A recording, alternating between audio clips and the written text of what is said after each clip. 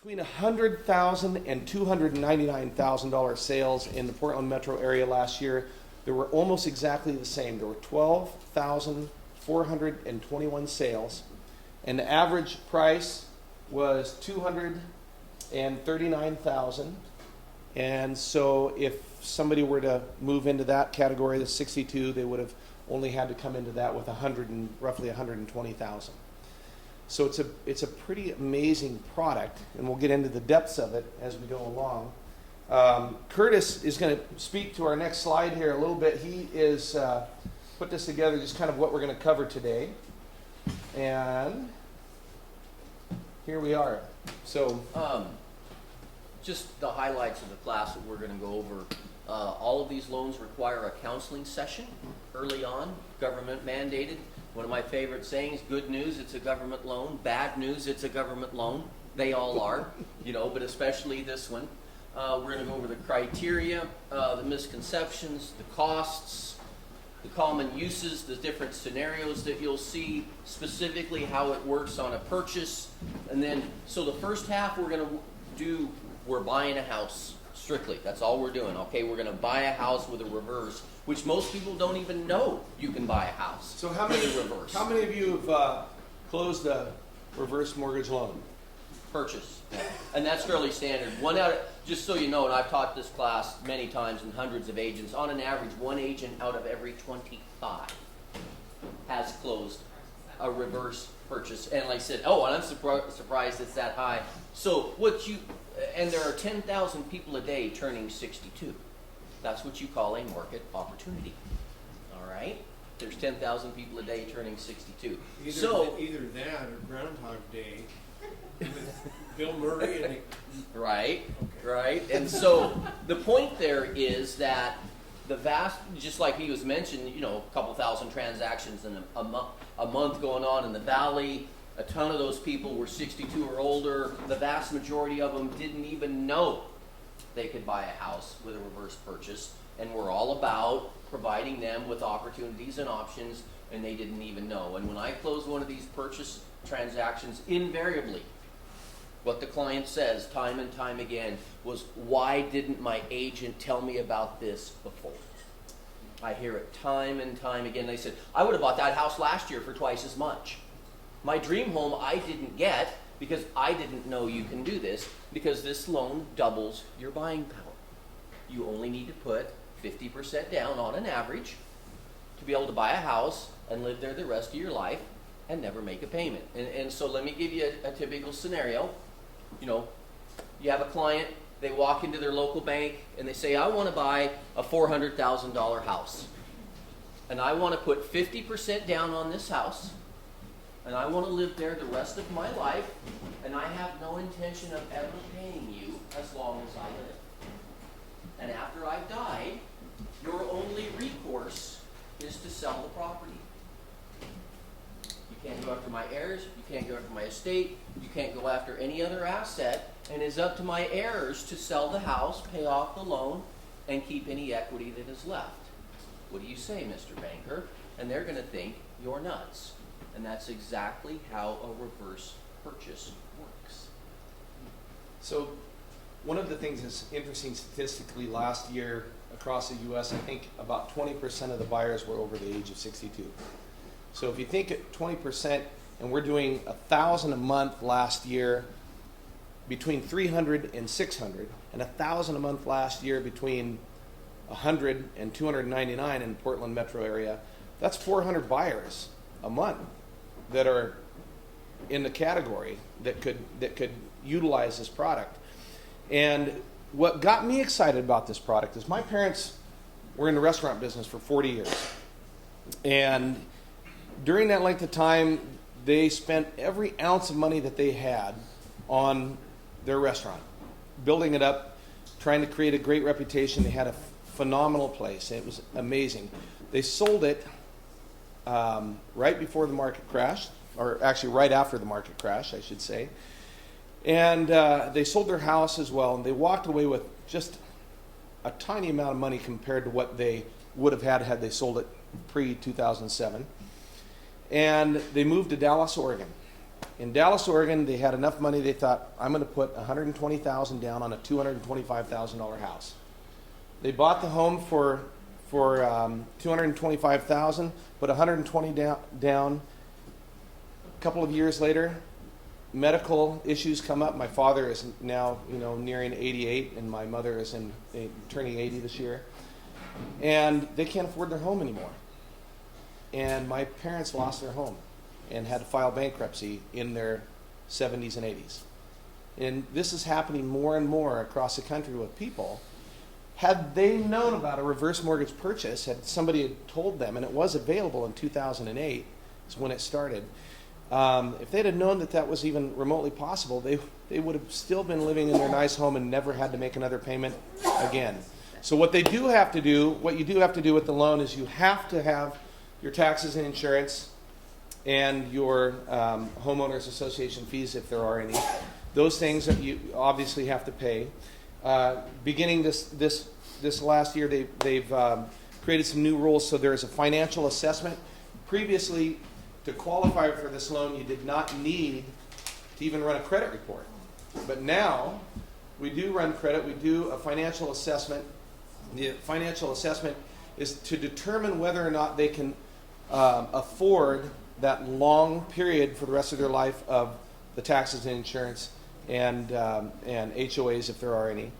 And at that point, what they'll do is, in the determination process of the loan, is they'll determine how much to set aside at the beginning, if it's necessary to set aside. But how many have you had that have actually had to set aside? Well, most of the time the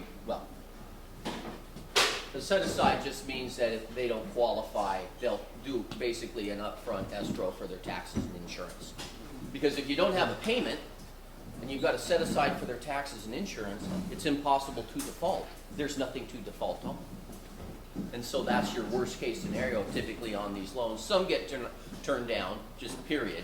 But the vast majority of them, they'll do a set aside if they have the money or the equity. But not everybody does. And so before last year, it was just April of last year we had to start. And I'm like, really? We have to start credit and income qualifying a loan that don't have payments and they don't have to pay back until after they're dead? Really? So, Compliments of the government, that is now what we have to do. so, yeah, go ahead. I have a question about the taxes and insurance. Mm-hmm. Can they still write it off? I mean, is it still? Well, yeah, the taxes and insurance are still deductible, the interest is not, because they're not paying the interest. No, I understand. But the taxes and insurance are still a deductible item. Yeah. Yeah, because Yeah. they're still paying that. All right, and so just a couple of other things. Silence your cell phones if you would. There's some math involved in this. This will be the most difficult finance class you'll ever take. Okay, as far as CE classes goes, you will never take a tougher finance class than this one, conceptually, because it's going to turn all of your previous finance knowledge on its head. Okay, and so there's a little math involved, there's some concepts involved, and so obviously we need you to kind of focus, pay attention, because to try and explain this loan to a senior, it can be a bit of a challenge between one, the concepts, and two, the reputation. And so it's really important that you grasp the basic concepts, which is, on a purchase, you can put 50% down, live there the rest of your life, and never make a payment.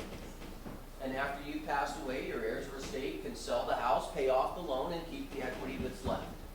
If you can get that far with them, we have a shot. Okay? You guys explain the rest. Yes, that much. We're not trying to make you loan officers, and I promise you, in this environment, you don't want to be at all, on any side, forward side, reverse, whatever. But it just like any other mortgage loan, you have to know enough to be dangerous to be able to explain it. So quickly, we've determined and established that nobody here has closed a reverse mortgage purchase. What have you heard about it? Tell me about just reverse in general. What things have come up in the past? Well, to me, it'd be like skiing a double diamond run blindfold. Mm-hmm. Very high cost. Mm-hmm. Is what I've remembered in the past. Maybe 5%, as it were, loan origination fees. And then, maybe people, depending on how long they live there, they have nothing left in an equity position for their family. Got it. So those are the two things that, so I mean, How about anyone else hear anything or have any previous negative connotations? Well, right now, both my parents have a workers' comp. My stepdad just passed away, so now they're dealing with this. And there was like $64,000 left in equity, I guess, but the other kids decided to sell the home, so how much do you pay the bank back with? The amount that they actually took it out for originally? So, and we'll get to that. We have a slide and we'll get to that. So that's great. That's a great question, and keep that in mind because we're going to speak to that for sure. It's the best part about this loan, and I'll just round out that little piece of information with this is a non-recourse loan. So at the end of the loan, if the house is upside down, you can walk away from it, and the bank just takes the house and they have to sell the house. The bank sells the house. They have mortgage insurance. This is an FHA product that has mortgage insurance on it, and that's how the bank gets made whole, through that insurance thing. Now, at the end of that, and I'll just briefly touch on it, at the end of a loan, if there's equity left in the home, the heirs may sell the home and retain all the equity. So they get all the equity just like you would in another thing. So my best question for folks when they say this, they say, well, the high cost, and we'll talk more about that as well, of doing the loan is why would I talk somebody into putting 20% down on a house and having 20% equity and make a $2,000 payment a month or whatever their payment happens to be versus putting 50% down and having 50% equity and never making a payment again? And the argument, a lot of people say, well, that they lose all their equity. The bank owns the house. These are one of the myths. We're going to get to that as we go along in our presentation. But you retain title to the house. The family retains title to the house. You retain equity in the house. And we have some sheets, and we've given you a couple of these things that will explain, that'll kind of show you in a market where the homes are appreciating at 4%, there is a point in which the equity will begin to decline. But does anyone in here know what the market in Portland appreciated at last year? 15%. Our market in Portland appreciated at 15%. If you happen to be living in a community that's appreciating at over 6%, you're going to be even or making money on that equity towards the end of life. So we'll go on to this a little bit more though. So the theory is that a customer puts enough money down that their age and their loan balance will not outrun their equity in the home. So that's basically what we were just talking about. The loan amount is based on the age, home value, the FHA limits, and the current interest rates. And for basic purposes, when you're just talking about the loan, you can say, you can estimate 50% in the purchase is about what it is. If they're older, if it's an older customer, they only have to come in with 40%. If it's a person that's at 62, it's about 40. 47% is what they, or excuse me, let me back up. They have to come in with 53%. So the older they are, the more of that, or the less down payment they have to bring into the loan. The down payment is required is the sales price minus the loan amount and closing costs. So that 50% is including the closing costs. Okay? So when we're talking about the high cost of loan, yes, this is a higher cost loan than regular loans. There's no question about that. But they never make another payment. I think almost anybody I know would be willing to spend an extra $2,000 or $3,000 on the front end of a loan to never make a payment again in their life, if they could do that. No payments are required as long as they live in the home, pay their taxes and insurance, and maintain the property as you would with any other loan, right? So this one right here applies to every single loan on the planet.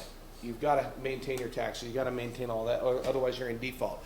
There are about 10% of these that default annually, and a lot of that is due to people that are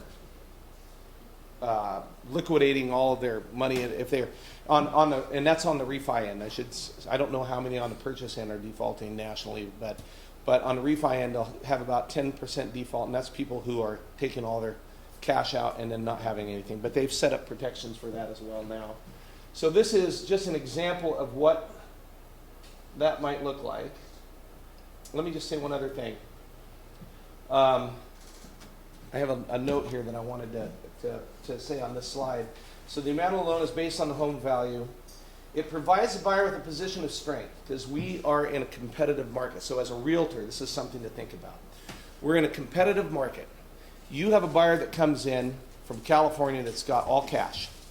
That's your number one buyer, right? I mean, come on. Nobody's going to turn down that guy when he comes in with $1 million in his pocket and he's buying a $500,000 house and he says, I got cash, I want to close on Friday. No problem. This guy is possibly, quite possibly, your second best potential buyer.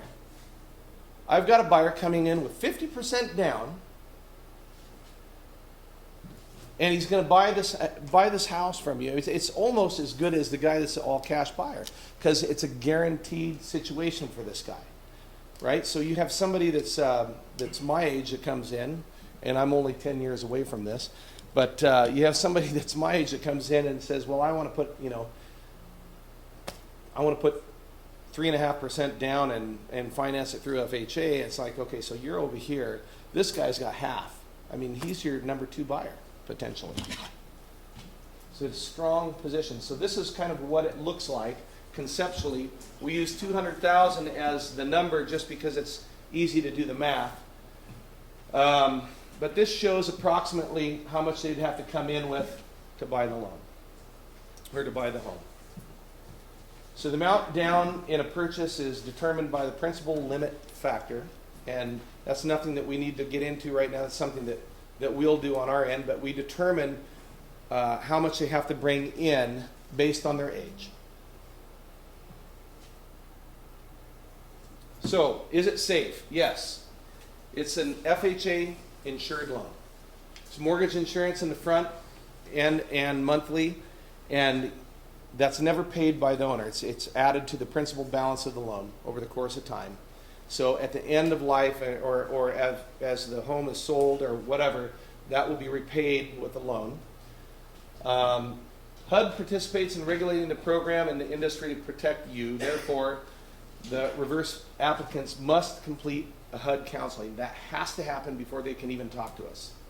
So they have to have the counseling done before the loan is even that we even take the loan application, and the realtor or the lender cannot be at that counseling session. Let me correct you on one thing there. Yeah. They can talk to us. You can do actually an underwrite and financial assessment up front Okay. before the counseling, because if they don't qualify, you don't want them spending the money. The counseling session is like $125. All right, so we can credit and income underwrite them up Got it. front Okay. and make sure that they qualify before we have them spend the money. But that's it. You can't order appraisal, title, FHA case number, any of that kind of thing. But you can do an application, pull their credit, collect their income stuff up front to make sure that initially it appears that they'll qualify. Yes. And it has to be owner occupied. Correct. Can it be an investment like a duplex where they live in top of it? Yes, and that's actually an upcoming slide. Okay. Do you want to wait and then Yeah, have that yeah. come up? So that Yeah. slide's coming. We'll defer that one. And you have a question? What would your credit scores look like? They don't have credit scores. It's a manual underwrite completely. What they're looking for is have they made their payments on time, including their taxes and insurance, for the last 24 months. Done. Because older people don't necessarily have credit. And that's just fine. They don't need it. That's I think I missed the age requirement. 62. 62. Thank you. It is, as Curtis says, it is the only age discriminatory loan on the planet. It's the only one that literally, if you're not 62, you can't have it. So if you're age 70, then how does that? The older, as you get older, this is where the factor comes in. The less money you have to bring in for the Okay, purchase. the older you are, the Yeah. less. So let me give you a couple numbers. At age 62, down payment and closing costs are about 52%. At age 69 or 70, it's exactly half, 50%. At age 80, it's 40%. Because everything is done with the expectation and the amortization the customer is going to live in the house to be 100 years old.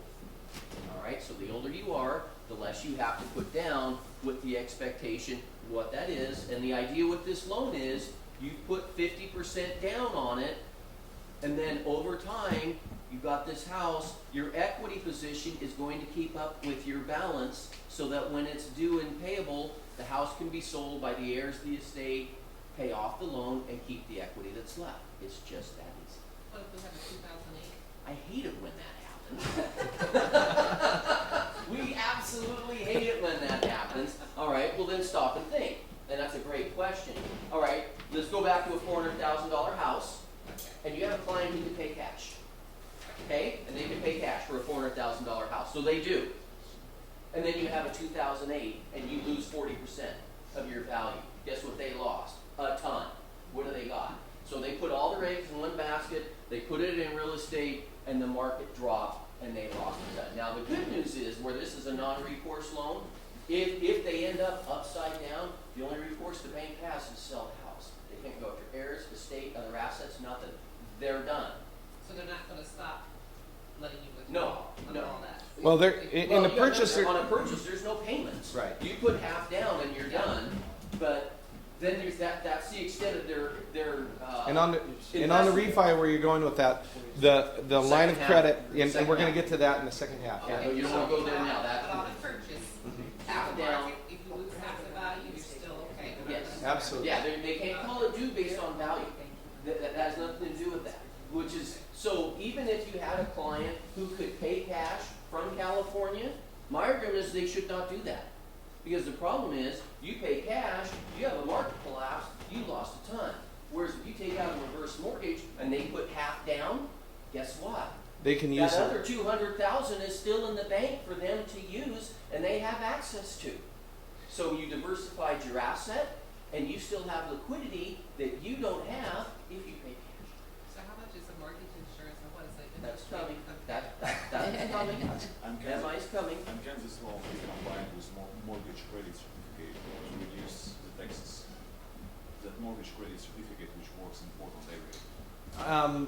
That's a question that I can't answer I didn't on hear that. the I don't know that it can. Because this is a loan. Mhm. And It can't be combined with any other loan, so, What's this one? sorry? It can be combined with any other loan but this one. Well, this one cannot be combined with any other loan. Oh, I see. So that's how the reverse mortgage works. You can't have another loan on the property. But next to mortgage it, so- credit certificate is not a loan. Right. So that would be This is a kind something, of and assistance. I'm glad that you brought that up because I've not been asked that, and I'm going to look into that. I'll try to get an What answer was to the that. question? Yep. So, I'm sorry? What was the question? Credit certificate, whether it can be used in Portland, and I'm not quite sure on that. So we're going to move on. So in the counseling, we kind of covered this, touched on it a little bit. Lenders can't steer anyone into a counseling session. Counselors are prohibited from talking to lenders about specific clients, and it's mandatory as a safeguard, obviously. Who are the counselors? The counselors, there are a list of approved counselors, FHA counselors that do that. So we can give, or the realtors will have a list, or we can give a list, and they can go find these counselors, but we can't steer anybody in the direction of a specific counselor. So is this a loan then that if you decide to move to a retirement area, Yep. you don't like it, you wanna move back, you could get another Yep. loan? Yep. Okay, so it's not a Absolutely. one-time. Not a one-time deal. I know somebody who's had 3. Yeah. So here's some reverse mortgage myths. The bank owns the home. No. The owner is still on title. Customer is signing over the equity to the bank to the government. No. You still have equity. The equity still belongs to you. You can outlive the note. The note is due on your 150th birthday. So try to outlive that one. Hopefully somebody will at some point in this table, but it is also another, the other time that it's due and payable is if you move off of the property for 12 months or, if you're no longer at the property. Proceeds are taxable. None of the proceeds are taxable. And of course that applies mostly to the refi side. Affects Social Security or Medicare? Not true. Borrowers can be forced to leave the home. You can't be forced to leave the home as long as you pay your property taxes and insurance and keep the general upkeep. Debt passes on to heirs. It does not. We kind of covered that. And you cannot lend to a trust is another misconception. You can lend to a trust. So it does not have to be just a sole owner. Interesting. So, why more homeowners are choosing it? They want to eliminate the monthly payment. That's the number one deal, right? They're living longer and outliving their income and assets. It's a great way to diversify their portfolio and reduce any financial risks. And there's some great studies out there, and I'm happy to share the links to you via email. Some amazing studies by some very important financial planners that speak to using this as a financial tool. They'd like to create a larger estate for the heirs in their property estate planning, and they do not want to be a financial burden to their children. Those are kind of the top ones, and you can see all of the rest of them in our slides here on the table. What are some of the benefits? You keep the title to your home. All income is tax-free. Make no payments. And it sounds like we're just being repetitive in this no payment thing, but it's hard to get past that. I mean, there are no payments. That's got to be, I would love nothing more than to have a no payment. Try to do that a couple months and see if the bank gives you any attention at all. It can be used to purchase investment property. So that is on the refi side, and Curtis will speak to that later when we get in there. You can buy an investment property with it. Oh yeah. Oh, excuse me. Yes, of course. Let me touch on that. No, come on. I want to do that. That's You part wanna of do it. that? That's all fine. right. Well, you missed So it. let me just say this. I almost missed it. Thanks. That's why I've got Curtis here. So let's just say, and I happen to have a client in California who I'm doing this with right now. They are in a situation where they have no retirement. I mean, they have very little retirement, a very small portfolio, and they're looking to retire in 2 years from working.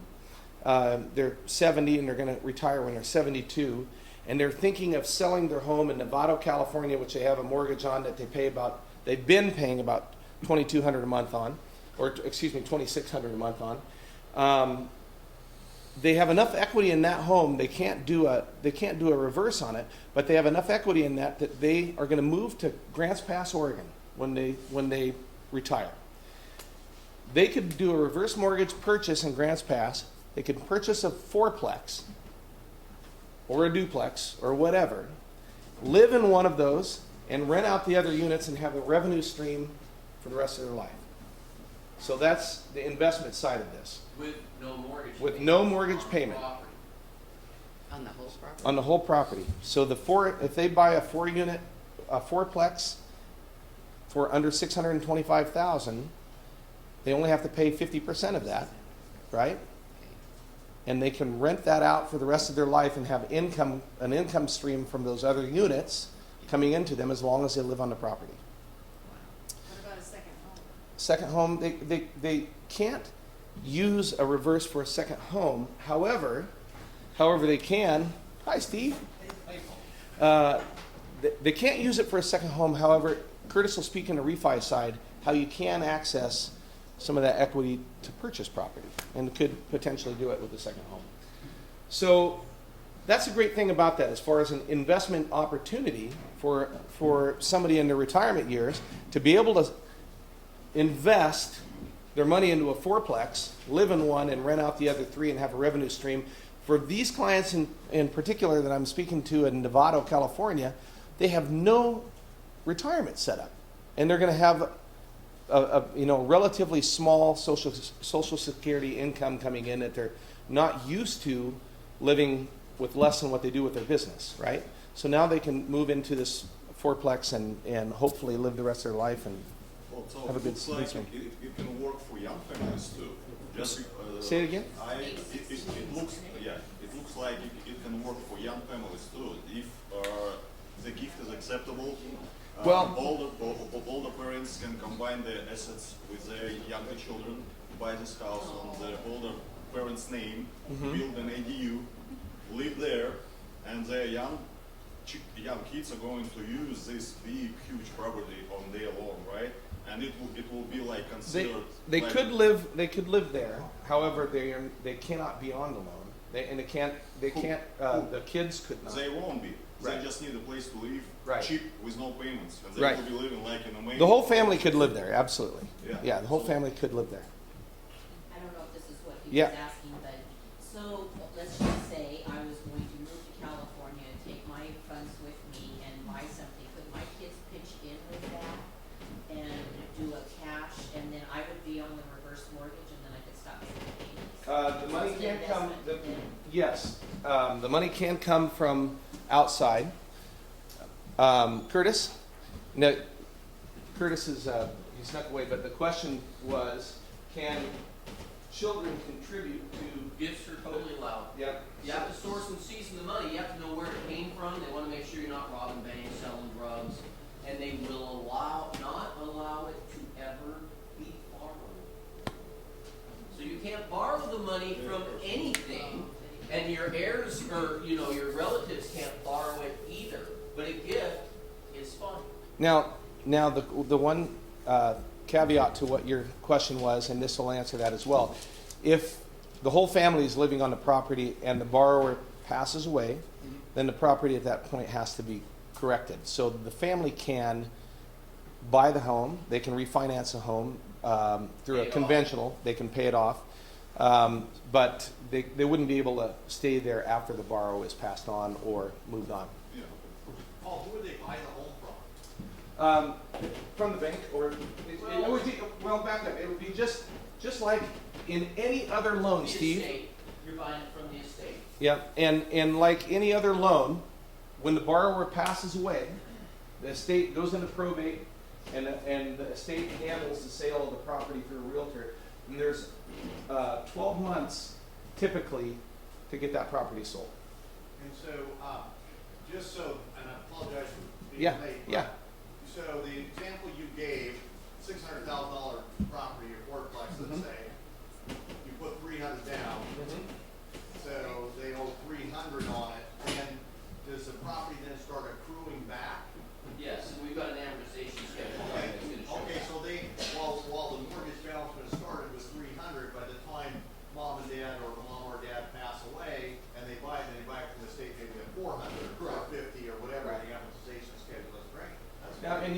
and and Steve, one of the things that you missed, and I'll just touch on it briefly, is that at about 6% annual growth rate in the market, the equity in the property stays about equal with a loan balance. Yep. Portland's 15%. Our home values have been increasing 15% over the last year. So in this market, it would be the equity would grow more than the principal balance. Yeah. Is there a minimum amount of a purchase price on a home? Nope. I do in Boise, 100,000. With 50,000 down, and they don't make any more payments? Yeah. Yeah. Let's pretend I'm 62 and I decide to get married to a 30-year-old and take advantage. That's a good question. You You're ready? the applicant. So you're married. You're married to a 32-year-old. We're going to talk a little bit about this coming up. But if you happen to be 62 and you marry a 30-year-old, you just won the lottery. Number one, that's awesome, right? That's number one. Number two is the loan value, or the amount that you come in with is predicated on the youngest borrower, or not borrower, but youngest spouse's age. And if you do that, I'm no longer that retired person or I don't think I'm eligible. Well, if A non-borrowing spouse. yeah, your 30-year-old is the non-borrowing spouse, but here's the thing, and especially in a purchase, this is a great thing, is that non-borrowing spouse can stay in the property until they're 100 years old if they choose. But they go off of the age of the young person. So let me go through a scenario. He's 70. If he was single, he could put 50% down and live there the rest of his life. He marries a youngin, and she's 55. Well, instead of putting 50% down and going off of his age, they're going to put 55% down and go off of She cannot be on the loan. She cannot be on title. But when he dies, she can stay. And you just have your affairs in Cindy? order so that she inherits the house. And then she can live there the rest of her life, or she can sell it and take the equity and ride off into the sunset. Cindy has a question. Yeah, I wanna address the right of survivorship on deeding, on vesting. Yeah. Does that mean that they do a right of survivorship when they go into the property? Because that would go into probate. Right, So, does the right of if- survivorship put them on title? Yeah. No, they can't. They cannot put that on the They cannot be on title. So if it's a married couple then, No. and they qualify for the loan, and they had a right to, they can't go into title without, well, it satisfies the entirety of it automatically. Yeah, that's what, there you go. Then that. So the point is, they're not on title, but it doesn't matter. They still get the house, tenants and, survivorship, she can still sell it, take the equity, he can, the younger one, and ride off into the sunset, or live there the rest of their life. The end result is the same. How do the payments change? There are no payments. Okay, so That doesn't change. Yeah, no, it just continues on the same loan. There's It's like still a no boat coming payments. in. Even if you're 30 years, believe it or not, they stop the amortization at age 18 for the spouse.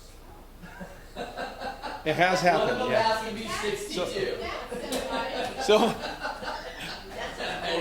you have another, 18. No, I'm still feeling wildly, but I'm gonna buy my house before I marry my 30-year-old. How does that apply then? Then, Because That's- I'm, yeah, you know, that's- I'm taking the. that in general is a problem.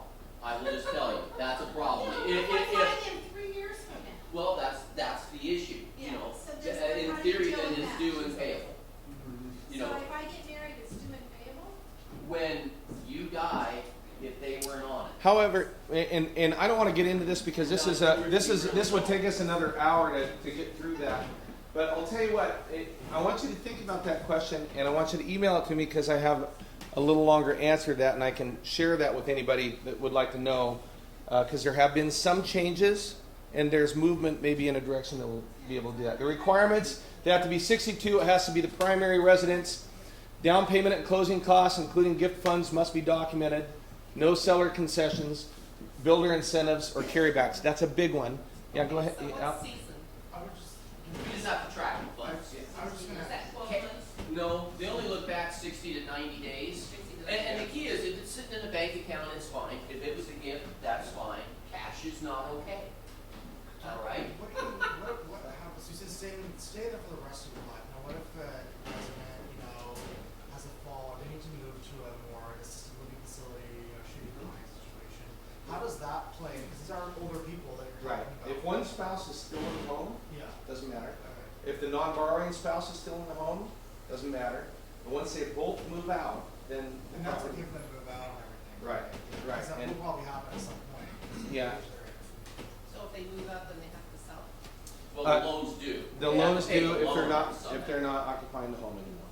So rather than, if they die, the bank takes them. But if No, you- no, that's not true. No, the bank That's doesn't not take it. true. No, I meant if they, or if there was no equity at Right, that time. right. So if you move out, Mhm. then how does that handle? It's Sell the house, sell pay the off the home. loan, and keep the Okay, equity that's left. But if there's no equity, then you could end up owning the balance. Nope. No. You It's don't a owe anything. non-recourse loan. Non-recourse. You can't owe. Okay. You Yeah. get the best of both worlds. If there's equity, you can sell it and keep it, and if not, you can just sign it over to the Because bank that and probably you're done. would be a situation that probably comes up where people go to another assisted living. You know, another thing That's is, all the time. Yeah. and another thing, Elliot, about this is with people like that, it does allow, for example, you're a realtor, and you've got a client that's over 62 years old, they've been living in a home that's 5,000 square foot with all their kids, and they want to downsize. One of them has a hip condition and it's getting worse. They want to be in a one-level home. So here, as a realtor, you say, hey, have you ever considered a reverse mortgage, right? We can get you into a house, one-level house, maybe get something that's even more than you were wanting. Like, if they're going to pay a forward loan, they're probably going to go way down because they don't want a big payment every month, right? But if they could buy a $300,000 house for $150,000 that's 2,700 square feet, half of what they had, they'd probably be really happy with that. Then it's one level, they start thinking about the money that they have equity out of that home that they sold, that you sold for them, right? You have money out of that equity, they can set that aside and have that for end of life care or long-term care. They can bring someone into their home until they die. Yeah, that's true. You know, so okay, so we got to keep going because we're getting close to the second half. Non-borrowing spouse are allowed to stay in the home. We just kind of covered that. When do you have to pay back the loan? When you sell your property, if you stop living in it for 12 months, when the last owner on the title is deceased, and if you stop the payment of taxes or insurance on the property. Why? AARP surveyed 1,500 seniors. 95% of them reported that it met their financial needs. 93 reported that it had a positive effect on their lives. 94 said it gave them a greater peace of mind. How many people that have a forward loan have that kind of percentage of satisfaction with their current loan? I know my satisfaction is at 10%. Possible purchase uses, downsizing or upsizing, relocating near family members, doubles your buying power. It's a great financial planning tool. This is a thing in the report that I'm happy to send out to everybody, and I don't have time to cover it. There's some great information out there about how you can offset the sequence of risk in your portfolio. And it's not, this has always been historically a last resort type of loan is what people have thought about it, right? Well, their financial planners are beginning to use these loans for their affluent customers as ideas on how to lengthen their portfolio and get the most out of it. This is what is the highest and best use, and this is in the slides on your deal there. I'm not going to go through this great deal because a lot of this has to do with the refinance side. But you know, when you're purchasing right size or upsizing, the HECM for purchase is the right tool. The advantages of a reverse mortgage purchase. Basically, no mortgage payments ever. No need to pay cash for the home. 50% down. And again, let's just touch on that. No need to pay cash. So Steve, you came in a little bit later. We were just talking about you've got somebody with $400,000 in their pocket from a sale in California that come up and they can pay cash for a house, $400,000, and then the market drops out like it did in 2008. They've all of a sudden lost all of their equity in the home, where they could come in with $200,000, buy the same home, and put that $200,000 in the bank and never lose it. So it's a great deal, and being able to do the 50% down. It doubles your buying power, keeps your reserves liquid, as I just said, never owes more than what the home is worth when it's sold. It's non-recourse loan. So the limit, $625, as opposed to the $417. Now here is a situation. Curtis, will you speak to this particular one because you did these two? So these two amortization schedules, we've got two amortization schedules here that are from actual clients that Curtis has recently done. If you'll go to your shorter handout, that's the full page. This is the first one. Yes? I'm sorry. Is that 625? Is that purchase price? Price, yes. That's price. That's price. price. Yeah. All right. So here, let's speak to a $300,000 purchase, age 66, customer. All right. Closing costs, $10,000. We're going to address that in an upcoming slide. Notice down payment and closing costs, $145,000. Right at half. You can just use 50% as a conversation piece and be surprisingly close. The older they are, the more pleasantly they will be surprised that it's less than half. But if you just say half down, double your buying power, keep your liquidity, reduce your risk, diversify your assets, all of those things are true, and all you have to do is say half. Notice here, and when we initiate and the customer comes and sees us, compliments of the government, the initial package is only 50 pages long, compliments of FHA that we have to give them. And out of that 50 pages, this is page one that we pull out because it's got everything on one nice, neat, tidy page. Age, years, mortgage insurance cost, rate, how the interest accrues. Here's how the balance goes and increases each year. Because here's some very basic math. On a regular amortization loan, you make a payment every month, certain payment goes to interest, principal, and your balance goes down. Well, guess what? If you're not making payments, guess what happens? Your balance goes up. The idea with this loan is you've got sufficient appreciation in the market that as your balance is going up, your value is going up. So when the home is sold, it's paid off and there's still equity left over, which in a normal market there is. Okay? Notice property value, we use 4%. FHA makes us use 4%. Last year it was 15%. Somewhere between 5 and 6%, you're breaking even. Anything over that, you take out one of these loans and you're still making money. Your equity is still outrunning the balance after about a 6% appreciation Can I rate. quick interject something in here too? Just if it stays at 4% and the borrower comes in at 62 years old, until they're about 94 years old, as long as it stays at 4% appreciation, they will retain equity in the home, some equity. Typically, buyers or customers are staying in their house into their early 80s. That's an average. Some are more, some are less. So I just draw a line down here, took this out at age 66. You go down here to age 79 or 80. They put $145,000 down payment and closing costs, equity left, virtually the same. And what happened in the meantime? They lived their payment free for half. That's a screaming deal. That's a screaming deal, all right? So my argument is, why would they pay cash for that house? Why would you pay $300,000 for that house and lose access to that money when you can put half down, put the other half in the bank, live their payment free, and get your initial investment back? I'm changing it because Curtis, sorry, Question? Kelly, go ahead. So why would the bank even do that? Okay, well, let's talk about that. You're saying what's in it for the bank, right? Well, stop for a minute. Let me explain this. You take out a regular loan.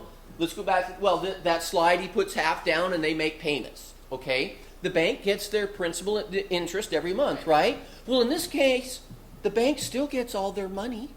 It's just instead of getting it monthly, they get it all at the end at once. Bingo. You get it? Okay, the banks love these loans. They're guaranteed repayment because there's mortgage insurance on them. And they get a heck of a payday at the end. It's a huge payday at the end. And it's set up that way. And we sell these loans on the secondary market just like any other loan. The secondary market loves these deals. It's a preferred They've got secondary a good market deal. loan. They've got 50% down. They've got mortgage insurance on them. The secondary market loves these loans, and banks love these loans because the rate of return is good. It's just instead of getting it monthly, they get it all at the end. So I'm Makes sense? And at the end of that time, the house probably has been maintained because the owners have had money in the bank to do things on it. They Exactly. have money. Yes. All right? So they I'm have money that they wouldn't have had if they paid cash. Yeah. You got it. we're going to move to the next slide, which I love the story, and I'm going to just lead into it and let Curtis finish it. But Curtis has a client that came to him, 78 years old. This is a guy that is the No. This is still, that's on the 300. Go Is to the it? next one. Is it? Yeah, Okay, go to the next go one. to the next one. 625. There you go. That's There it. you go. So this guy, 65 years old. I take it back. So 65 years old, comes to Curtis, tries to get a loan on a home. Not to me. He went to a different bank. Went to a different bank. Anyhow, I'm going to butcher the story, but I just love this story so much. So I'll pass the baton on the story All to right. Curtis. So But this is awesome. So I had your best client ever. 820 credit scores, $1 million in the bank, liquid verified. 50% down on a $625,000 house. My best client in 31 years. He went to a different lender, flat, turned down, denied for his loan. Because Unconventional. he didn't qualify for a $300,000 payment on Social Security. He didn't budget. Period. He did not budget for that loan. He did not meet the debt ratio requirement. But guess what? His agent came to this class. Do you think that agent thought that was 2 hours well spent? And this client was the smartest client I ever had in 31 years. His financial planner called me. His CPA called me. And he called me many, many times. And he worked me over. My smartest client ever. And he said when it was all said and done and we went just as in-depth as we possibly could and we came back around, he says, so let me get this straight. I can put 50% down on this house at age 65. I could potentially live in this house for 30 to 40 years. And for a 50% investment, I can live here payment-free for the rest of my life. I don't have to worry about Obama, Donald Trump, nothing. I'm done. I'm grandfathered in, and I can keep the other half of my money so I don't have to buy cash. I said, you got it. He said, where do I sign? Yes. And closed him. All right? And that was the smartest client. And I have closed thousands of mortgage loans. Smartest client ever, most intelligent guy, financial planner, CPA, they all looked at it and says, dude, you can't lose on this deal. And close that exact scenario. We all have those clients. Problem solving, right? Age 62, I want to downsize and retire, but I can't retire because my monthly mortgage payment is too big, right? Current residence, $400,000. Minus the mortgage, $200,000, roughly $1,500 a month payment. Net proceeds, $175,000, right? Turn it around. Purchase on the other side, $250,000, qualify for the reverse mortgage, the price. Puts down $125,000. He puts the $50,000 out of the sale of the previous home in the bank. No mortgage payment. That's a happy guy. So the client's able to retire, eliminates his mortgage payment, and ultimately increases his liquidity, right? So the cool thing about this for you, double-sided. Curtis did one of these just a couple weeks ago at the biggest real estate office in Idaho.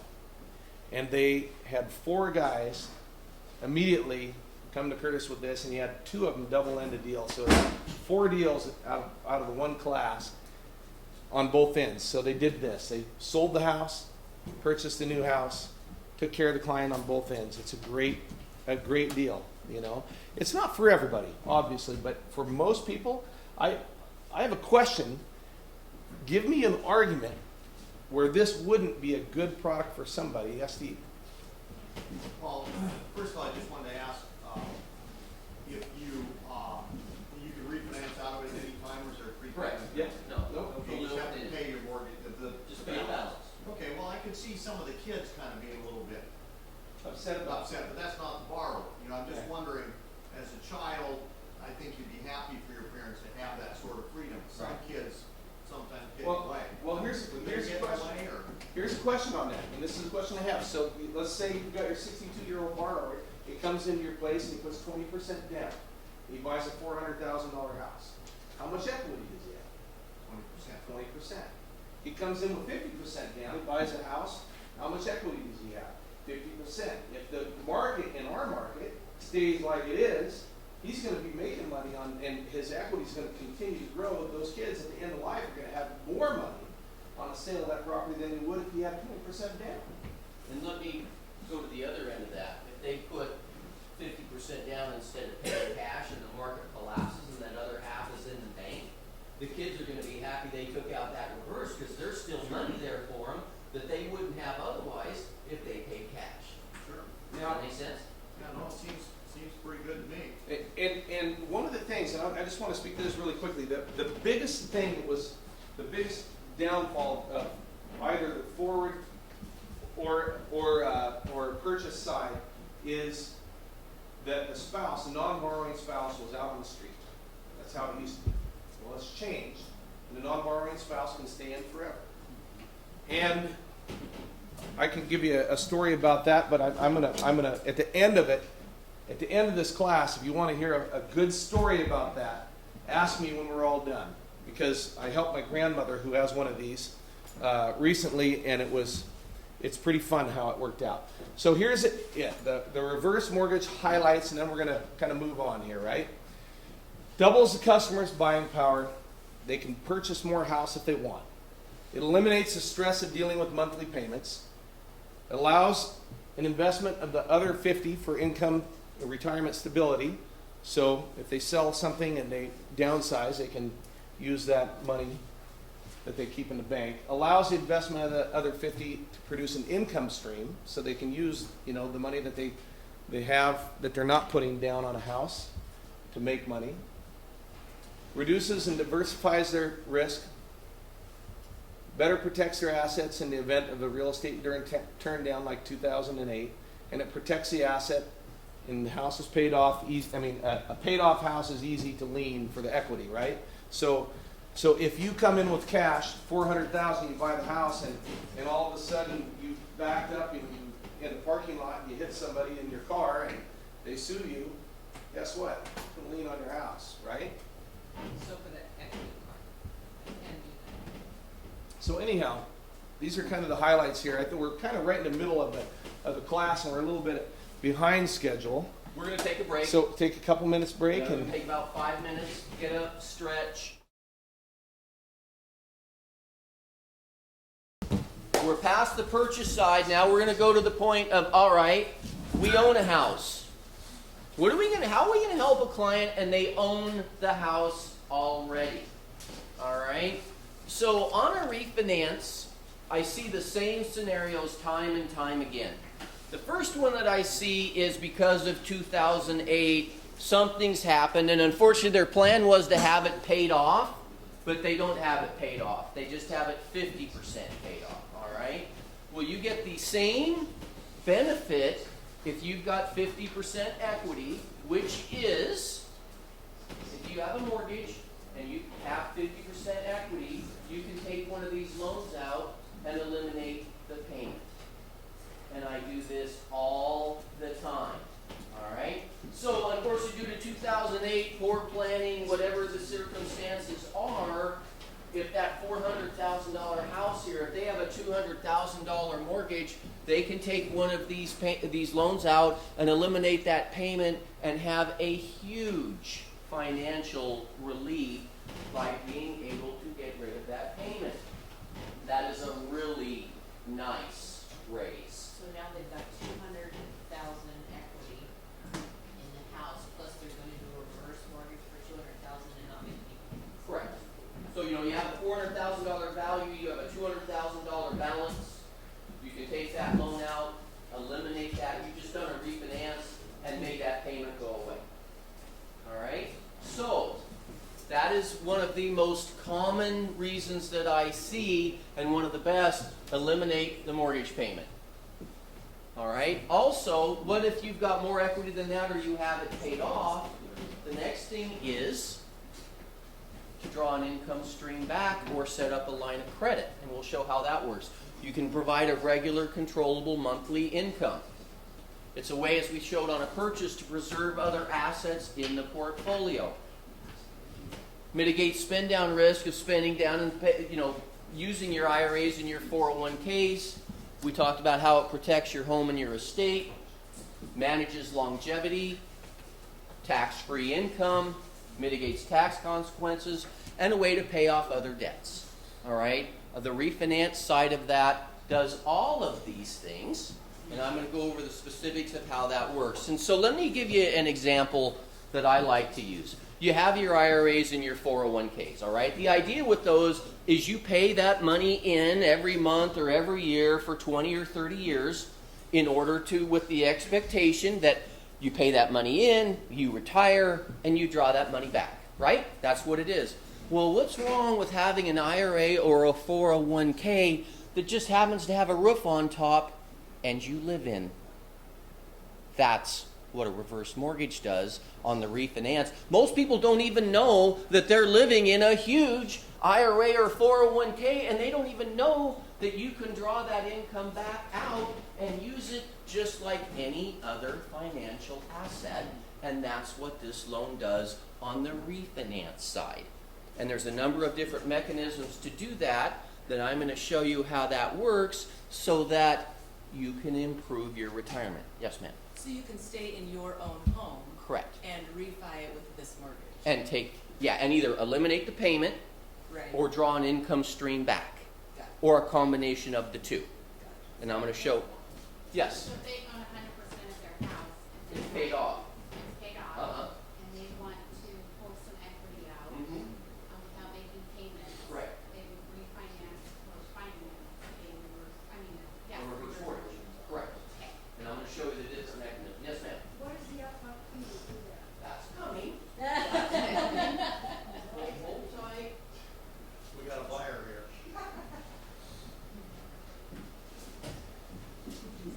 So how to use it for financial planning. Before I go into that, I want to give you an example of a client that I had, because we have people moving here in their 50s and they're buying, $500,000 houses, and they're like, my God, how am I going to make that payment in retirement?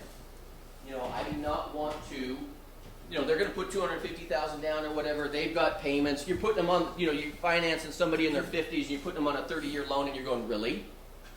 Really? You're 55 and you want to buy this house and you're putting it on a 30-year loan, and your exit strategy is, and I'm like, I am sorry, buying lottery tickets is not a good financial strategy. Okay? So this is what I did for a client in Boise, and I do this all the time.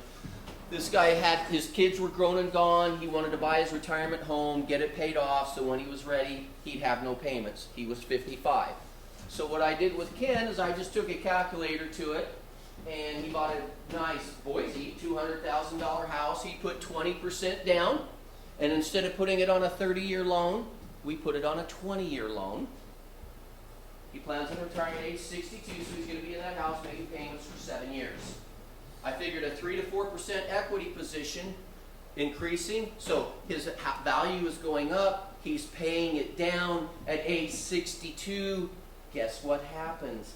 He's at 50%, the magic number. And I said, Ken, when you turn 62, give me a call. I've got a birthday present for you. And he will call me, and I will do his reverse mortgage. I will eliminate that payment, and he will retire and live happily ever after in that house. That's a plan. And you know what? Financial planners are clueless on how to integrate this loan into somebody's retirement. And isn't that sad? So, let's talk about an amortization schedule here. This client was 67. Just happened to be an agent who came to this class. And he said, Curtis, this isn't a reverse mortgage. This is a realtor retirement loan. And that's exactly what we called it.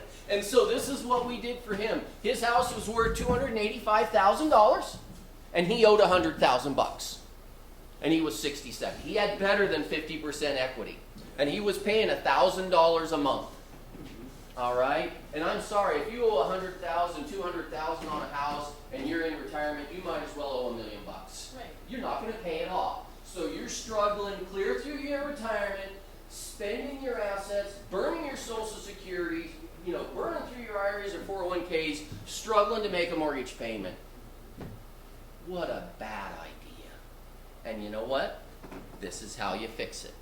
So you take out a reverse mortgage. He got a $1,000 a month raise. $1,000 a month raise, because I took out that mortgage payment that he had. It was $100,000. Saved him $1,000 a month, and he had enough equity left over that we set up a line of credit for him that he can borrow for anything that he wants or needs. He got the best of both worlds. A $1,000 a month raise and a line of credit that he can draw on for anything he needs with no payments on the line of credit when you draw on it. And the nicest thing about the line of credit, it grows over time based on the interest rate plus the MI. So, this is his limit that is growing over time. And we're going to spend some time on a couple of slides coming up. So, he could take this loan out at age 67, eliminated his payment at $1,000 a month, and 10 years later, his line of credit is $70,000 that he can draw on for anything he needs in his retirement. But does he have to pay it back? No, there are no payments, no nothing. Interest? No, nothing. No payments, no nothing. He could draw this whole $70,000 out and not have a payment on any of it, and all it does is transfer over to his loan balance. Interesting. Curtis, on a refinance, if the value of the house is more than 600, but you're still only borrowing like 300, can you do that? Yeah, the most will give you value if you were 625. See, So then- if it's worth 700 or 800, they're just going to use 625. So if you're purchasing a house and it's over 600, can you just take out a $300,000 loan? Correct. So you can just pay down the extra. Yeah. So if you buy a $700,000 house, that difference between the 700 and the 625, you're bringing in an extra 75 grand Okay. before you start the numbers. Yes, just so that number is 300-ish. Well, it's a percentage. Okay, if you're buying a house, as I talked about earlier, if you're 62, you got to put about 52% down. If you're 69 or 70, you got to put 50% down. If you're 80, you only got to put 40% down. The older you are, the better it gets. Okay, because of the expectation that you're going to live in the house to be 100 years old. And so notice how this amortization works on this guy. He's got this line of credit here. He's got this loan balance. Notice if he doesn't use the line of credit, his equity position at 4% is still improving. He's still making money, but he eliminated that $1,000 a month. He's the happiest guy ever. All right? In my 30 years in the business, I have never had clients happier than with this loan. Why wouldn't you? Why wouldn't you be happy with this loan? You got no payments, and by the time it's due and payable, you don't care anymore. You're dead. It's true. That's how this is set up. So let's talk about closing costs. Question? Okay, so let's talk about closing costs. She brought up closing costs. You know? So, no, I've got news for you. These loans aren't free. All right? They do cost a little bit extra. And so let's go over. The government dictates the closing costs. They're very uniform. This is what they are as far as 2%, et cetera, et cetera. On a purchase, down payment and closing costs, 50%. Remember? On a refi, it's an equity advance. It doesn't come out of checking. It doesn't come out of savings. It doesn't come out of your pocket. It doesn't do any of that. It's an equity advance to pay the costs. All right? This guy was a realtor, and his closing costs were $15,000. All right? Guess what? It saved him $1,000 a month. Okay? If you're saving $1,000 a month and your closing costs are $15,000, how long does it take you to break even? 15 months. That's about right on these loans. Well, guess what? In my world, if you do a refinance or you do a loan and to break even on your closing costs, you're at 15 months, that's a win. That's basically the closing costs that rolled into the loan. Yes, that's exactly right. On a refinance, they're an equity advance. And I went through all this with him, and he says, and I just said, here's how it works. We're going to save you $1,000 a month. You're doing an equity advance. It doesn't come out of your checking or savings. You've got a line of credit set up on top of that. I went through all these numbers, and he said, how quickly can we close? Was his answer to that. So, how many of you have been to Disneyland or Disney World? What do they say? Happiest place on earth, greatest place on earth, right? Is it free? Is Disneyland free? No. Well, guess what? This is the Disneyland loan. This is the happiest loan on earth. It's not free either. But it's the best loan ever when you don't have payments and what it does for your clients. It is absolutely amazing. I have no other loan that changes people's lives in such a positive manner as this loan right here. Time and time again. Yes? So now, I didn't hear you mentioning the line of credit. That's coming. On the purchase. There isn't one. It's There a isn't fixed. one on the 50% down, you're done. Okay. So it's Half only on down, done. So it's only in the refinance. Yes, and that's why the first half of the class is buying a house. The second half of the class is refi. You got to separate them. You got a different hat you're wearing. We're wearing the already own the house hat. So now my next question is, would I be better off to buy my house first, then refinance? Well, that's up to them. I've had people go both ways. If you want to pay cash and take a line of credit back, you can certainly do that. It's just a question of which way you would rather have your money. At least they know which option to take. And we're going to talk some more about that line of credit coming up. Yes? If you were living in like a market that appreciates a lot, like Portland, would you put say like 70% down on the purchase, and then you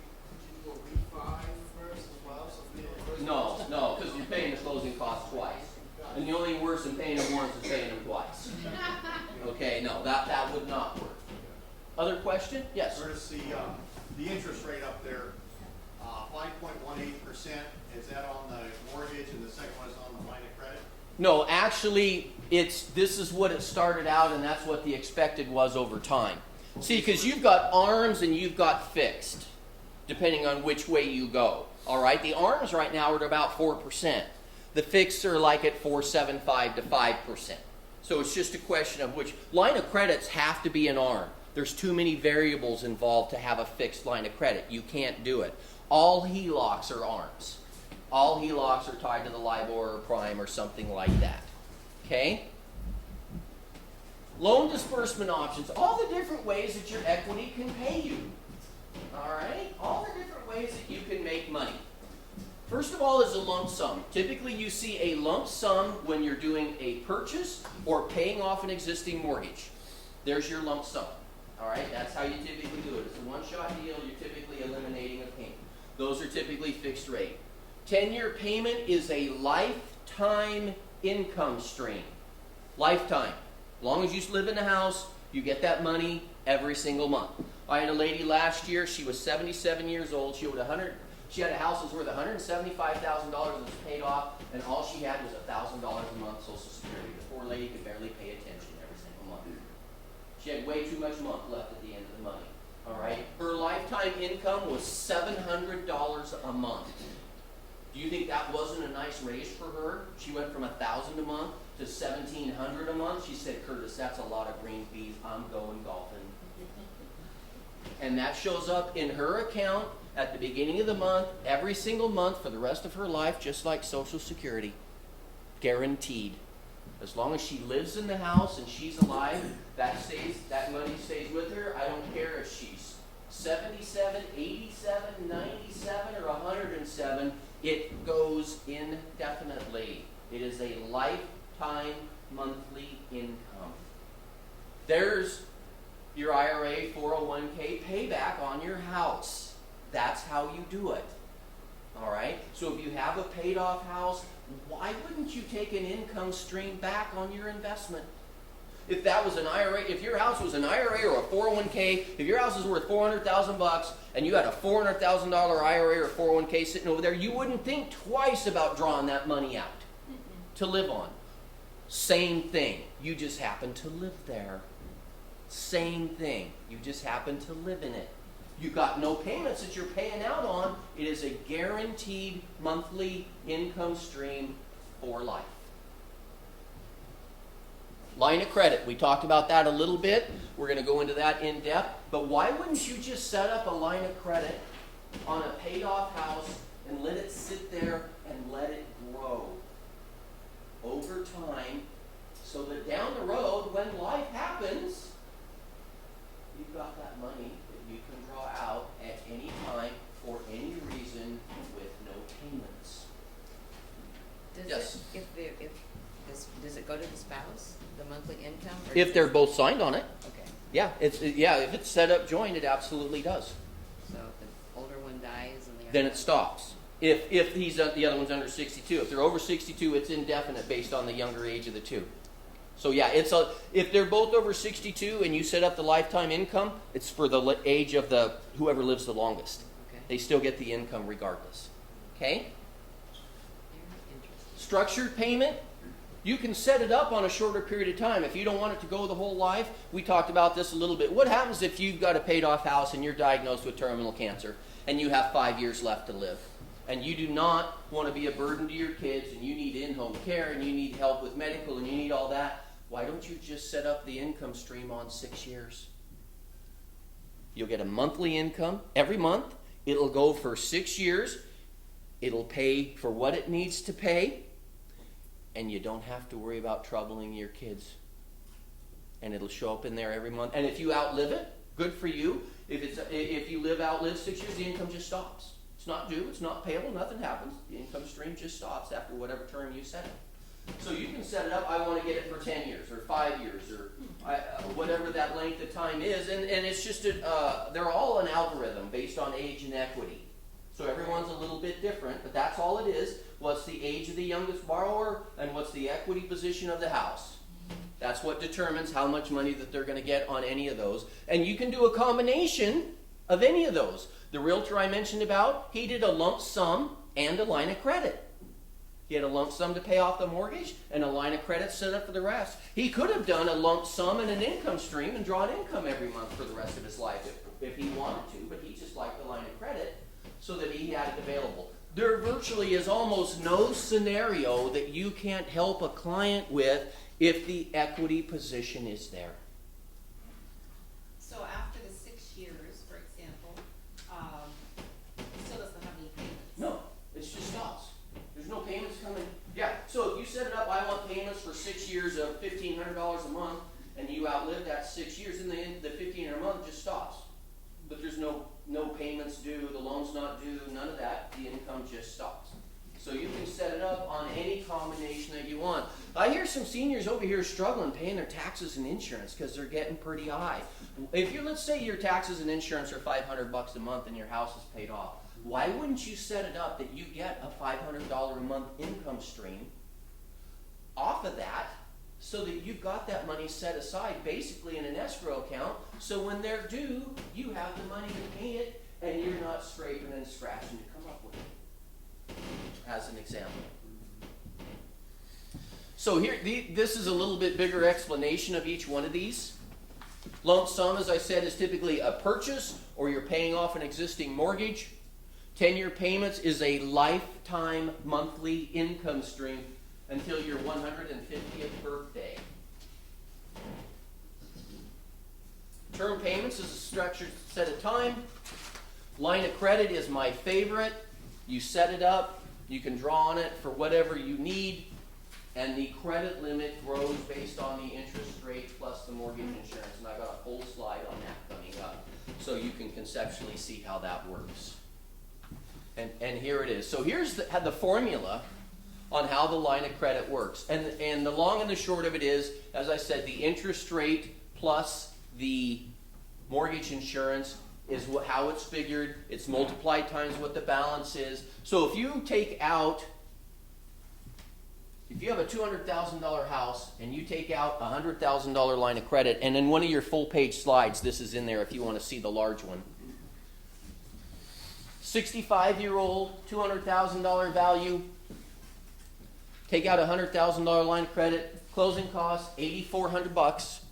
Doesn't come out of their checking, doesn't come out of their savings. It goes right there. That's their loan balance. That's what you start off with. That's what's paid everything to set this up. And the time to take the line of credit out is when you don't need the money. All right? You don't want to be scrambling, because you've got health problems or whatever. You want to set this up in your early 60s, and you want to let this thing grow and grow and grow. It's just like money in the bank at 5 or 6% interest. So they're paying 5 or 6. They're not. Who's paying? This, what is this line of credit paying? That's about what it is, between 5 and 6%. So you get rid of a half, or 2, whatever it's at today.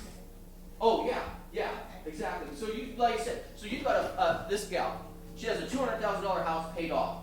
It's not doing her any good other than no payments. All right. So you set up this line of credit and you let it grow. And as I said, the time you want to set this up is when you don't need it. So now let's fast forward 11 years. All right.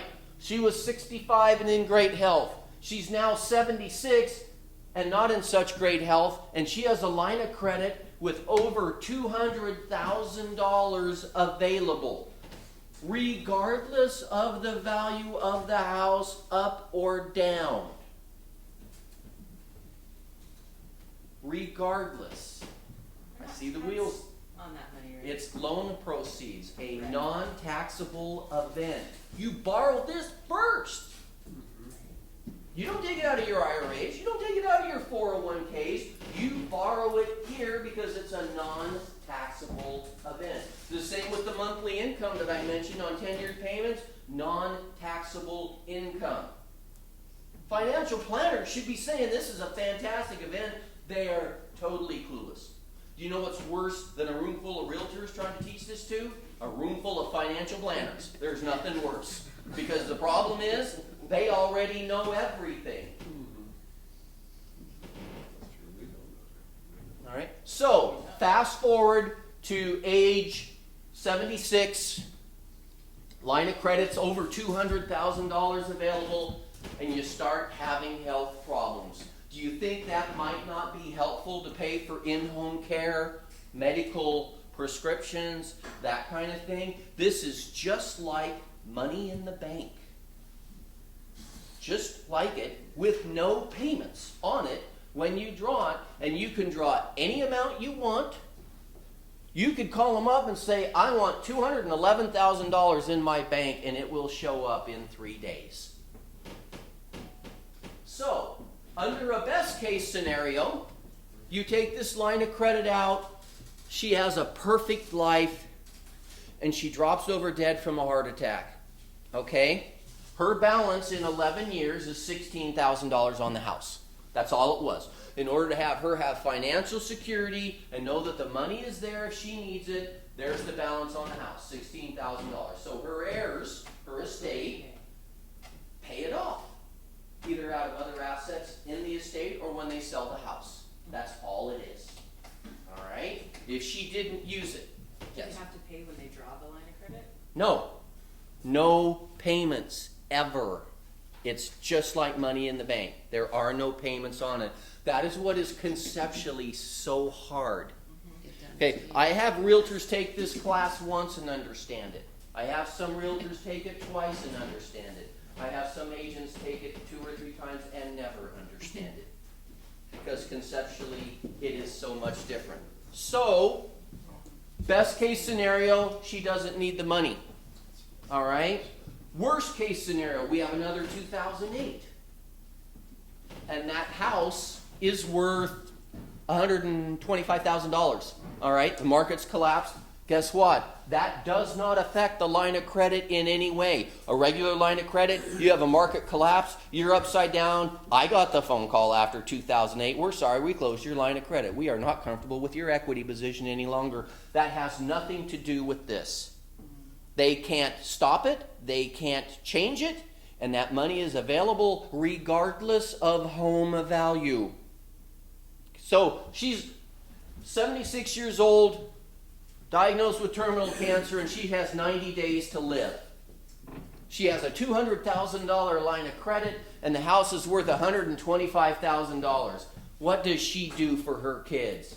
Take the money out. She writes them some really nice checks on her way out. Right? She says, I've got some good news for you, kids. You don't have to worry about selling my house. I'm just going to pay you up front, and I'm going to write you each a check, and we'll let the bank worry about it. Because the bank can't go after her heirs, her estate, or any other assets because it's a non-recourse loan. So she's got 4 kids. She writes them each a check for $50,000, and she can still live there the rest of her life, whatever that is, with no payments. When she passes away, there's a $200,000 balance owed on a $125,000 house, and the kids go, bye! And the estate walks away. Do the kids have to pay any kind of income tax on that money that she's given them? It's not, well, Prior to the she sale? doesn't, the mom doesn't, but a gift tax or whatever would come into play with the IRS, but it is money coming into the kids, but it's better than not getting it. Right? But she has no tax consequences whatsoever because they're loan proceeds. That's how you gift to your kids. Okay? You don't gift to your kids out of your IRAs and your 401ks and your accounts that give you taxable events. You gift them out of that. Because it's not a taxable event. I've got an 18-year-old son at home and his name's Noah. And I must have done a really good job raising Noah because he knows absolutely everything. We always do at 18. Always do. And he knows absolutely everything, let me tell you. And when I'm talking to seniors about this, you know what they invariably say? But what about my kids? And I'm like, really? They're 50. They're 55. I'm working with 70 and 80-year-olds. And they're like, oh my God, what about my kids? And I'm like, what about you? What about you? How about we talk about you instead of them? All right? And so Noah's a senior in high school right now, and obviously extremely intelligent. And he's so smart, he was able to diagnose my dementia last week without a medical degree. Isn't he a great guy? He's a smart kid. And you know how that father-son thing is right now? But you know what? Someday, if he needs money, I would gift it to him here. This is how he's going to get money out of Dad. He gets a little gas money out of you once in a while. That's about it right now. But down the road, when he gets smarter, when he needs money, this is how you gift to your kids. And what is it? You're advancing them their inheritance up front while you can still have them enjoy it. You can enjoy watching them do it, and you have no tax consequences for advancing them the money. That's how you take care of your kids. That's how you take care of you. All right? You don't help, when they need money to help for buying their first house, or putting their kids through college, or whatever their financial issues are, that's how you help them. Is you draw it off that line of credit because you're just advancing them their inheritance up front. Because invariably these seniors say, oh, I wanted to leave my house to my kids. And I'm like, really? Why would you do that? What if we have another 2008? All right? Most of the time they don't want the damn house anyway. They live in other states. They don't like it. They don't want the house. They would rather have the money. Give them the money.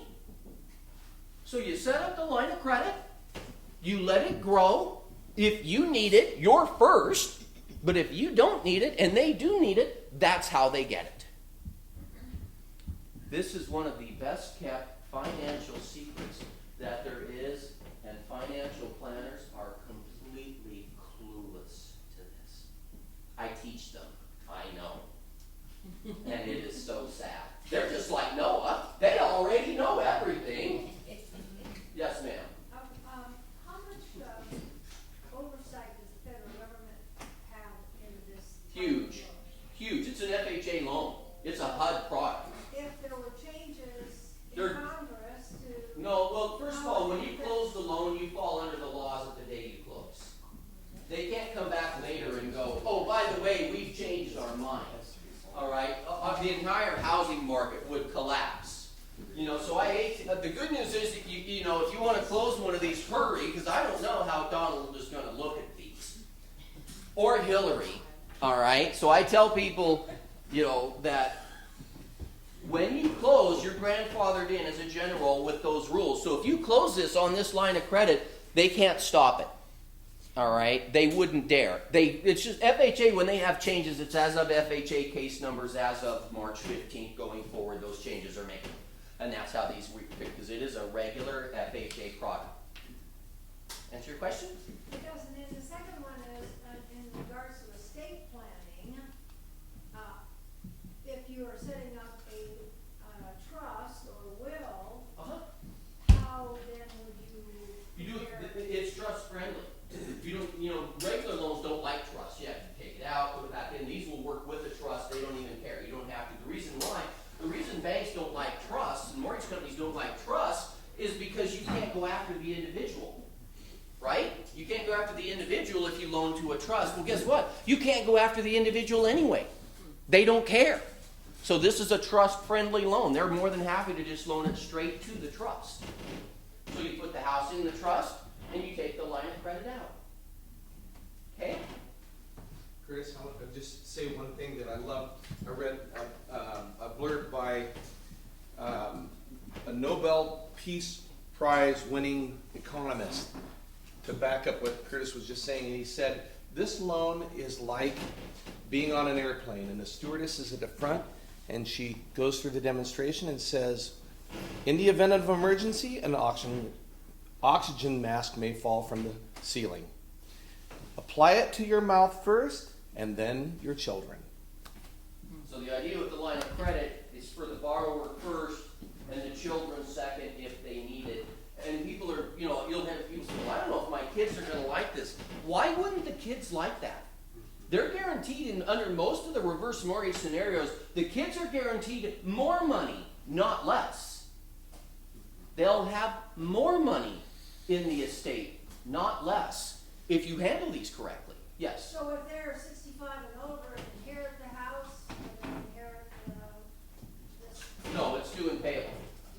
Yeah, if it's a husband and wife and they both passed away or moved out of the house, the loan is due and payable. The loan somehow has to be paid off. Either they sell the house or pay it off out of other assets, or just go get a regular loan with a gift of equity from the estate and buy it. Just like a regular transaction. It's a regular lien. Just like any other lien or line of credit, the titling and all that other stuff is still the same. All right?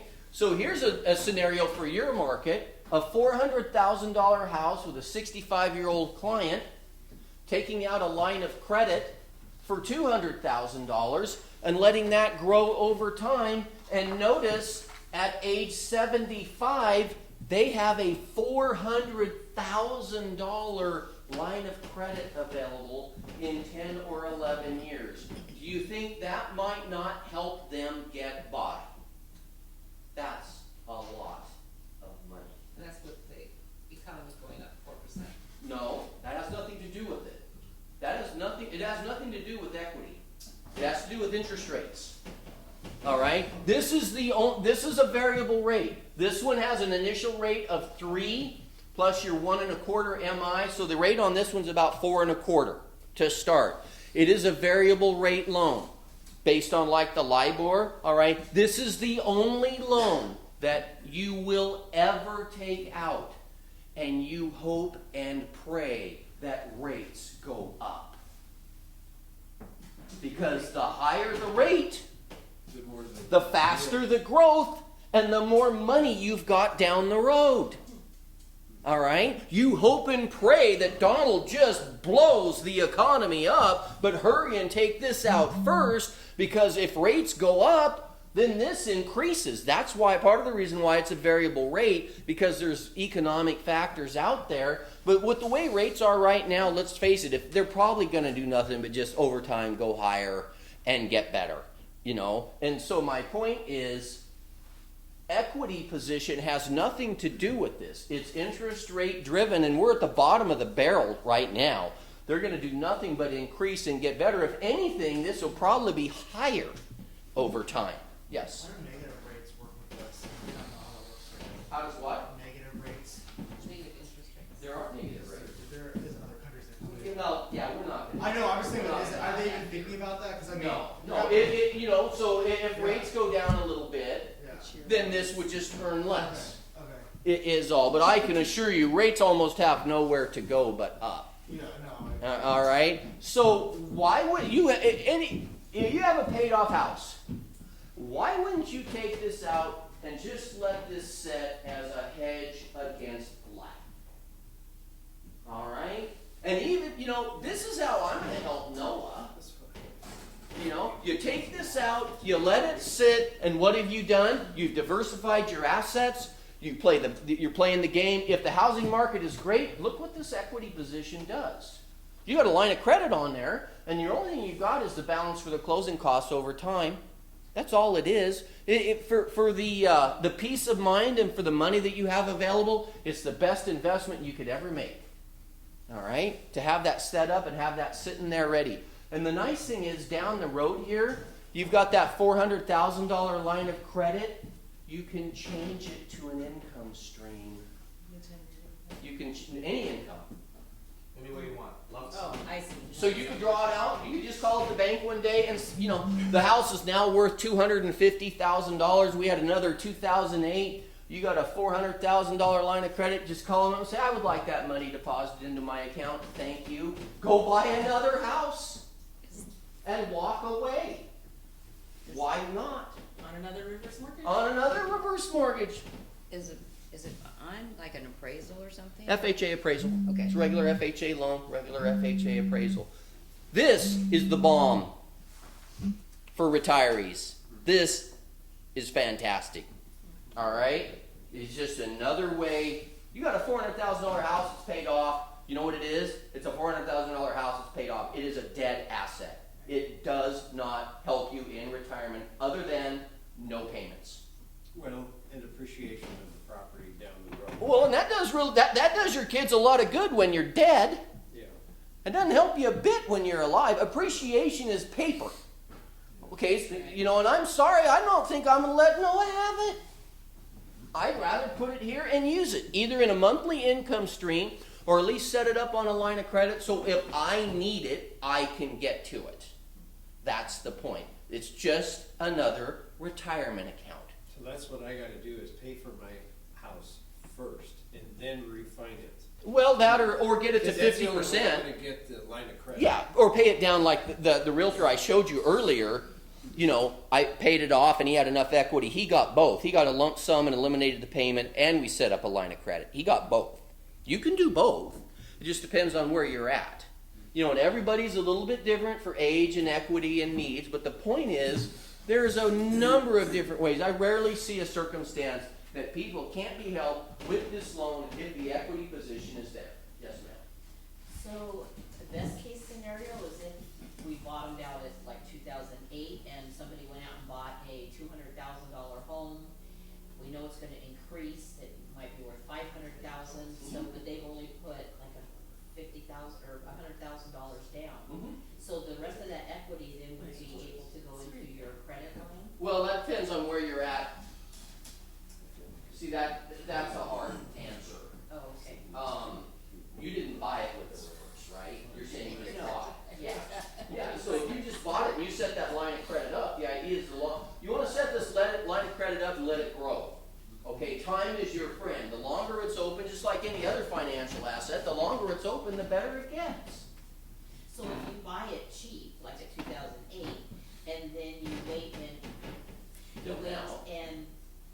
you wait till the market goes up, then you sign up for the reverse mortgage. Now it's increased value. Yeah, so you're going to go off whatever the appraised value is at the time. Okay, so you've got 400,000 equity in it. Yep, and so if you took it out today and you were 65, 66, you'd have a $200,000 line of credit set up, and then you would let it grow from there.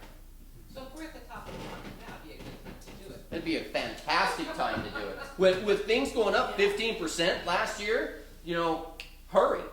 Why wouldn't you take it before things start to go back down? What goes up comes down. It does. I hate to say it, 2008 isn't a lot of fun. You know, why wouldn't you take it out now? Because then you're guaranteed of leveraging that value now that you've got. That's why I wouldn't wait. Is because unless you know it's going to go up another 15% for sure this year, I don't know what kind of a gambler you are, and everybody's circumstance. Because once again, if you're paying $1,000 or $1,500 a month and you take that reverse out now, where are you putting that money? Where's that money that you're paying in that mortgage? What kind of financing can you put that in? What kind of financial instrument can you put that in that will help you in your retirement? Make sense?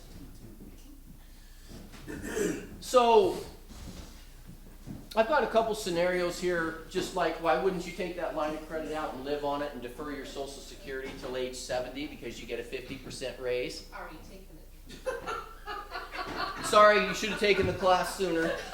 Can you go back and renegotiate with Social Security after you've done that? I believe you can. You can't. I believe you can, but I don't know that. All right, why wouldn't you set that line of credit up, let it grow a little bit, and buy investment property with it?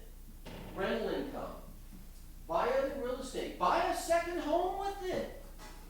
If you got a $400,000 house that's sitting there, why wouldn't you set that line of credit up, take whatever it is that you need to take, and buy a second home and get a place on the coast with it? They've got no control over what you use the money for. Why wouldn't you leverage it and buy a second home with it or an investment property for an income stream? As I said, if you set that line of credit up, that's how you gift to your kids. That's how you gift to your kids, because there's no tax consequences for you, and you can gift it to them, and you can enjoy that, enjoy watching them have the use of the money while you were alive. I'm sorry, I want I want to wait and have the kids have my house after I'm gone. Why would you do that? Why would you wait until you're dead? You don't even get to have them enjoy seeing it. Why wouldn't you take this line of credit out and gift it to them ahead of time so you can enjoy watching the kids and their grandkids have the use of the money? And so by that,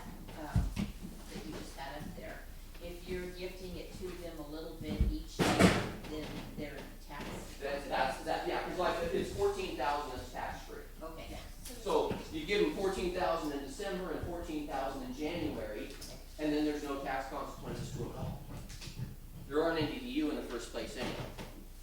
Because loan proceeds are not a taxable event. That's how you help your kids in advance.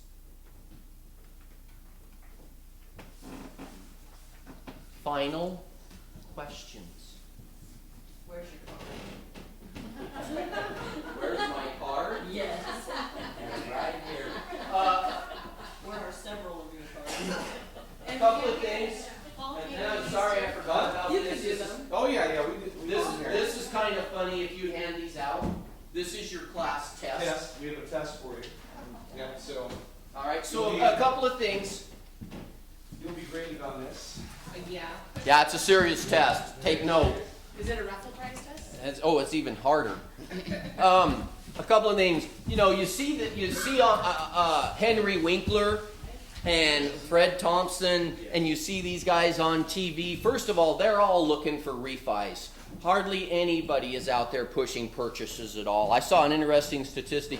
1 reverse mortgage out of every 20 is even a purchase. This is the best kept secret out there. Help me get the secret out. Help us get the word out, all right? This is the bomb. And you do not have to do the test before you leave. It's just fun. Yeah. All right. But my point is this, all right? The class is on YouTube. I have a 7-minute purchase video on YouTube. I have a 6-minute refi video on YouTube. All right? And if they don't happen to be internet friendly, and I laugh all the time, but, we do have the Bob Newhart show available. Because people say I look just like Bob Newhart. All right, so I say, here, why don't you watch the Bob Newhart show and skip Henry Winkler, and you don't get the harassing phone calls, your mailbox doesn't fill up, and it's a nice, easy way to get the word out. And so if you know a client who is interested in one of these, or you think needs to know, you don't want to play loan officer too much, but what you can do is forward them the link and say, why don't you click and watch this 6 minutes? It could change your life. We can find it on YouTube? Yes. Yep, it's on If YouTube. you wanna- I'll if send wanna you all the link. If you want to query Curtis Mangus, or just email me and I'll send them to you. Yeah. I have them saved on an email. You grab my cards are on the table. These are free. You're welcome to one of these if you would like. But my point is, it's a nice, easy. It's not salesy. And you might watch it yourself. The purchase Yeah, is 7 absolutely. minutes. The refi is 6. I've got a 50-minute one. It's a little longer. It's more conversational with a broker in Boise, and I even have the class itself. They're all on YouTube, so it's just a question of what how much they want to learn. But do us a favor, all right? Help us get the word out. Your sphere of influence, your friends, your family, your coworkers. We do private classes for individual real estate offices. All you have to do is call, and we have all these sources that Curtis was talking about. If any of you ever want me to come meet with your folks one-on-one, I'm happy to meet you anytime. I'm right here, and we do it all the time. We're happy to meet with people any day of the week. So. Any other questions? I just wanted to shout a big thank you out to Cam for letting us use this facility. Yes, Thanks, Cam. And also, guys, I want to thank Cindy Clunas as well for putting this together for us with Ticor. And I know a lot of you use Ticor, and I have to tell you that I've used almost every title company in the city, and I absolutely love working with Ticor. They're just amazing. They do such a great job, and Class I love doing dismissed. that. So. Thank you. And we'll hang around afterwards if you have questions, you want to chat a little more. But we try really hard on a 2-hour class to have you done in 2 hours, which we just made. Yay.